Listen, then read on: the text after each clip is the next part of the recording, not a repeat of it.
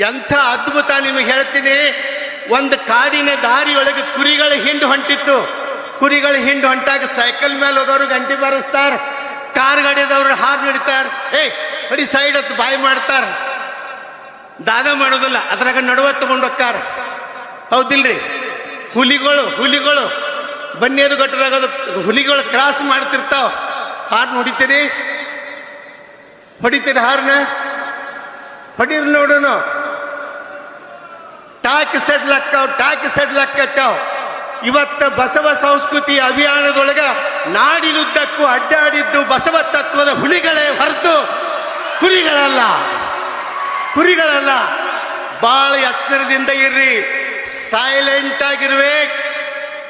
ಹೆಂಗಿರ್ಬೇಕು? ಸೈಲೆಂಟ್. ಅನ್ನಂಗಿಲ್ಲ. ಇನ್ನೇನಿದ್ರು ಕನ್ನಡ ನಾಡು ಯಾರ್ದು ಅಂತಂದ್ರೆ ಅದು ಬಸವಣ್ಣನದು ಅಂತಕ್ಕಂಥ ಅಭಿಮಾನ.